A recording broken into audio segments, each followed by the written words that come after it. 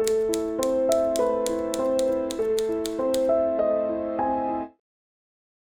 Baker's Dozen at the Zetland Hotel by Ian Gordon.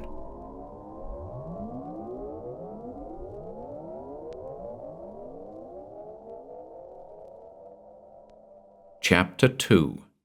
The Girl at the Window. Emma Norling arrived at the Zetland Hotel a little after 2:30 p.m. that chilly December afternoon. She'd had business in the market town of Gisborough, a stressful affair involving an ailing relative. Aunt Ethel had become quite the cantankerous old spirit in her golden years, owing to her rapidly declining health. Dementia's a bugger, She'd yapped at Emma earlier that afternoon, prior to recognizing the young lady as her niece. Aunt Ethel, propped up in bed by the living-room window of her modest terraced house on Gill Street, had further unsettled Emma by repeatedly referring to an unwanted visitor she'd received the night before. A young girl, she'd said. A child, apparently hell-bent on climbing in through the window. I told her to bugger off, The old lady had sputtered, pointing with a gnarled finger at the window in question. In the end, Emma had succeeded in calming her down, assisted in part by her faithful companion, Amadeus, a 3-year-old dachshund. He was quite the charmer, that one. Amadeus seemed more than happy with his suite at the Zetland. A thorough sniffing escapade saw him occupied for well over 20 minutes, whilst Emma unpacked the scant supplies she'd brought along for the night. The 20-something hadn't stayed at the Zetland before. When seeing to her aunt on previous occasions, she'd spent her nights there in Gisborough. But something had called her to the old hotel this year, something inexplicable. Perhaps she'd had a yearning to gaze at the ocean, or to immerse herself in luxurious surroundings for a change. The drab single bed in the back bedroom at Aunt Ethel's was difficult to stomach night after night. Whatever the reason, she was going to make the most of her evening at the Zetland. Tired and concerned for her aunt, Emma lay back on the sizable bed and allowed her mind to wander. Amadeus joined her immediately, providing that special comfort unique to canines. After a while, she drifted off and slept contentedly and uninterrupted for several hours. Various images came to her as she slept. Not quite dreams, but impressions, planted in the back of her mind earlier that afternoon, as she'd listened to the incoherent ramblings of her aunt. And though she'd been undisturbed by them whilst unconscious, her waking mind found them difficult to process. Wide awake now, she climbed to her feet and approached the window, eager to admit some fresh air. Beyond the glass, she observed the dark ocean in the distance. It was very calm, she noted, partially lit by a bright moon that was just out of sight. There was very little activity beyond the hotel, none as far as she could see, just the ebb and flow of the plentiful waves and the intermittent flapping of the Union Jack that guarded the entrance to the hotel. She was about to reach for the window latch when Amadeus appeared at her feet, growling. What he was growling at, Emma hadn't the foggiest, but he appeared to be looking up at the window, where absolutely nothing of note attracted her attention. What's up, boy? She asked, her youthful face a mask of concern. Amadeus barked a couple of times. Soft barks they were, intended to convey a message of some sort. Something outside? Emma continued, motioning towards the glass. The sausage dog barked again, a single bark this time, which his master interpreted as yes. Frowning, Emma turned her attention back to the window. A dog's instincts should never be ignored. If a dog's attention is acutely focused on something, then it might very well be aware of something its master is not. Emma knew this only too well. Amadeus had come through for her before. Just 6 months earlier, A prowler had attempted to gain access to her home in Bradford. The intruder had successfully picked the lock belonging to the back door, and if it hadn't been for Amadeus's uncanny senses and subsequent barking, the prowler would have made it inside to fulfill some nefarious objective. So, whatever it was that had caught his attention on this occasion, she was eager to investigate. Room 2, after all, was on the ground floor. It wouldn't be beyond the realm of possibility for a particularly motivated intruder to force the window open.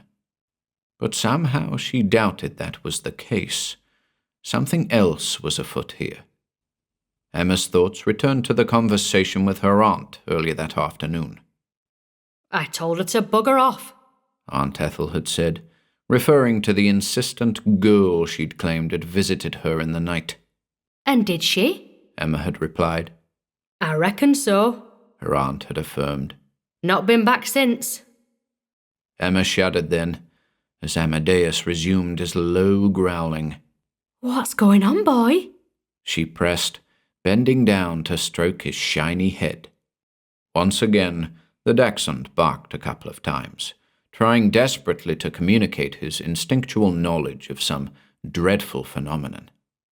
Then Emma became aware of a presence at the window, saw it lingering there in the periphery of her vision, the hairs on the back of her neck climbing like flowers seeking the sun.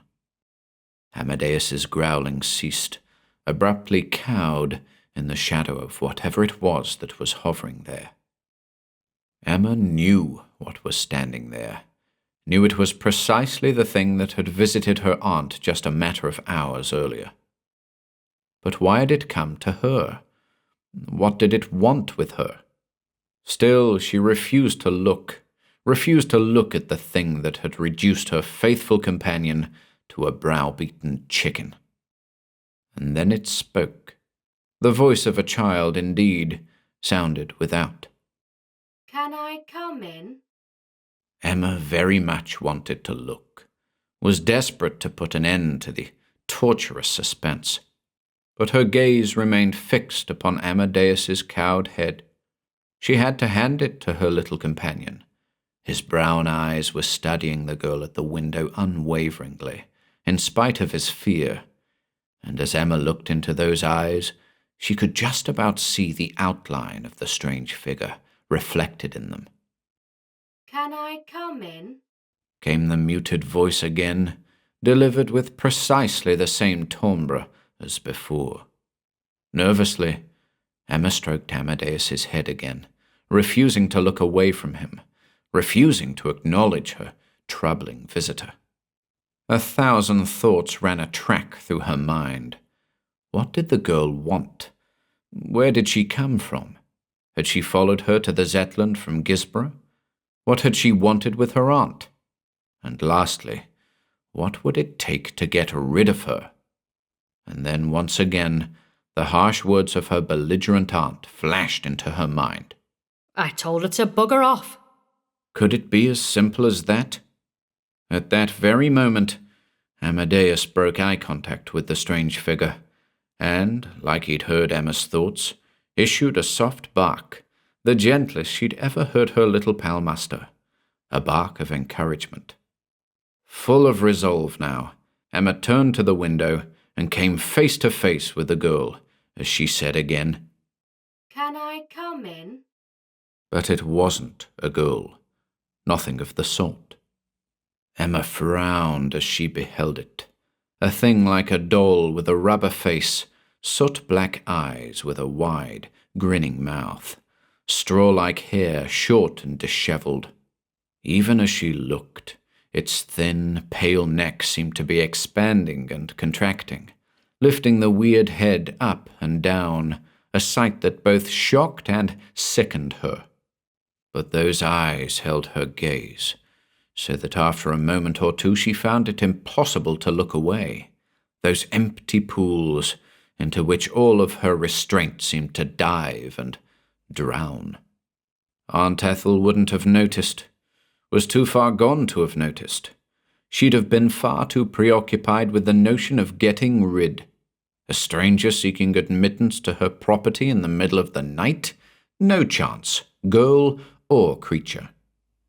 With the image of old Ethel's creased countenance in her mind, Emma was able to momentarily distract herself from the penetrating stare of the thing standing before her, and, as she did so, coughed up a marching order worthy of her aunt.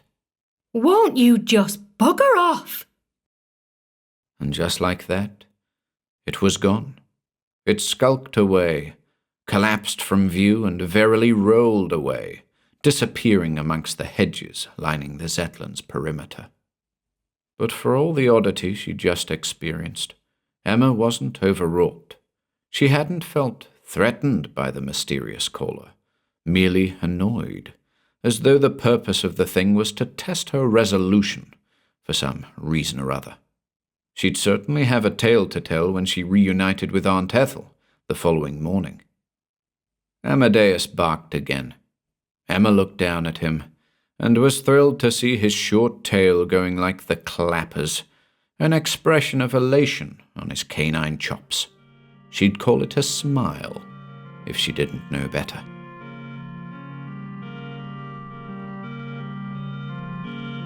Thanks for listening today. Join us again tomorrow for the next part.